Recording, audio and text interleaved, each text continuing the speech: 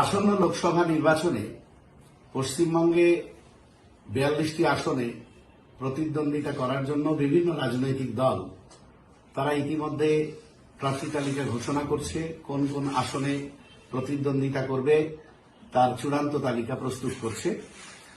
তারই প্রস্তুতিতে সাম্প্রদায়িক ফ্যাসিবাদী বিজেপিকে এই বাংলায় পরাস্ত করতে এবং দুর্নীতিগ্রস্ত এবং বিজেপির দোসর স্বৈরাচারী তৃণমূল কংগ্রেসকে পরাস্ত করতে আমরা সকলেই বদ্ধপরিকর এবং আইএসএফও এই অঙ্গীকারবদ্ধ।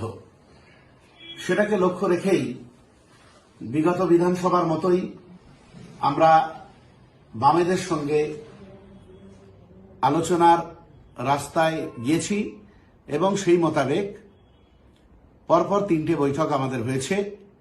প্রথম দিকে আমরা 20টির বেশি আসনে প্রতিদ্বন্দ্বিতা করার কথা জানালেও জোট রাজনীতির স্বার্থে বিজেপি এবং তৃণমূল কংগ্রেসকে পরাস্ত করার স্বার্থে আমরা সেটা 14টা আসনে প্রতিদ্বন্দ্বিতা করার কথা জানিয়েছিলাম।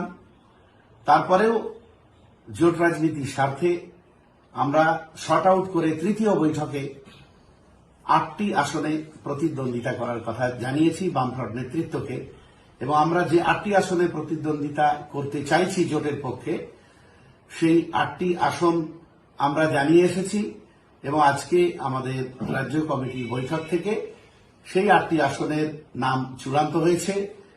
সেই 8টি আসন আমরা এখন আপনাদের সামনে জানাতে পারি যে কোন 8টি আসনে আমরা প্রতিদ্বন্দ্বিতা করব। উত্তর 24 পরগনার বারাসাত এবং বসিরহাট, এই দুটো কেন্দ্রে আমরা প্রতিদ্বন্দ্বিতা করব জোট প্রার্থী হিসাবে। দক্ষিণ 24 পরগনার মথুরাপুর এবং যাদবপুর কেন্দ্রে আমরা প্রতিদ্বন্দ্বিতা করব।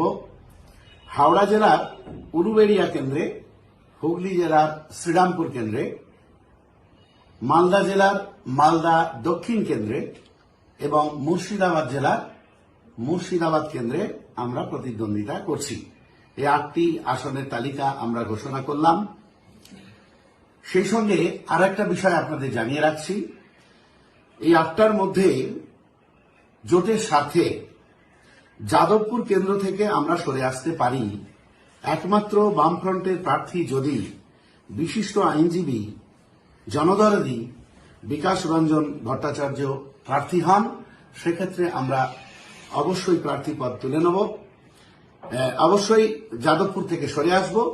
সেক্ষেত্রে পরিবর্তে বালুরঘাট, জয়নগর অথবা ঝাড়গ্রামের মধ্যে কোনো একটা আসন আমরা দাবি করব শরিক হিসাবে। ডায়মন্ড হারবারে পার্টি চেয়ারম্যানকে প্রার্থী করা নিয়ে সর্বোচ্চ নেতৃত্ব সর্বোচ্চ গুরুত্ব দিয়েই আলোচনা চালাচ্ছে। দু